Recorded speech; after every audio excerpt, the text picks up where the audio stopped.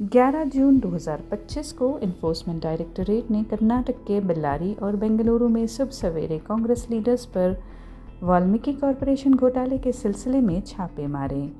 Bellary MP ई तुकाराम का सांदूर का घर, बेल्लारी सिटी एमएलए नारा भारत रेड्डी का नेहरू कॉलोनी का घर, कंपली एमएलए जेएन गणेश का कोरगोडू में घर, कुदलगी एमएलए एनटी श्रीनिवास का नरसिम्हागिरी में घर, साबिक वजीर बी नागेंद्रा के बेंगलुरु दफ्तर और उनके करीबी गोवर्धन रेड्डी के घर पर छापे मारे गए।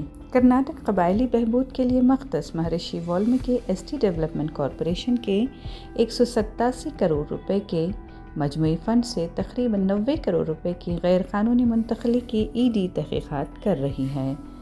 मुबैना तौर पर ये रकम 2024 के लोकसभा इंतखाब में बेल्लारी में वोटर्स को रिश्वत देने के लिए इस्तेमाल की गई। ईडी का दावा है कि करोड़ों रुपए तकसीम किए गए, जिनमें 7 लाख से ज़ायद वोटर्स को हर एक को 200 रुपये और पोलिंग बूथ्स के लिए कांग्रेस कारकुनों को फंड्स दिए गए। ये घोटाला मई 2024 में अकाउंट सुपरिटेंडेंट चंद्रशेखरन पी की खुदकुशी के बाद सामने आया, जिन्होंने तेलंगाना और आंध्र प्रदेश में जाली अकाउंट्स में रकम की मुंतकली का इंकशाफ किया।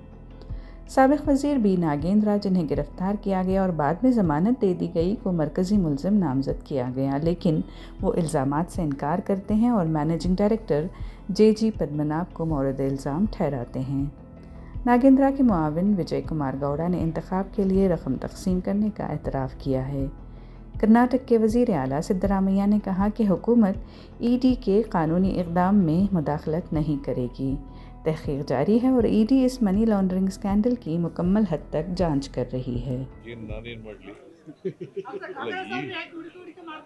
ಹೇಳಪ್ಪ ಇಡಿ ಅವರು ರೈಟ್ ಮಾಡಿ ಅವ್ರು ಏನು ಮಾಡ್ತಾರೆ ಮಾಡಲಿ, ಕಾನೂನು ಪ್ರಕಾರ ಮಾಡಿದ್ರೆ ಕಾನೂನು ಪ್ರಕಾರವಾಗಿ ಮಾಡಲಿ ಅನ್ನೋದು ಅಷ್ಟೇ.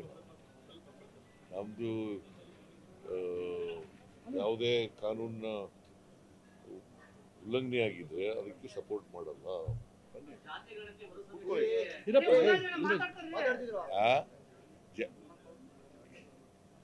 ಯಾವುದೇ ಕಾನೂನಿನ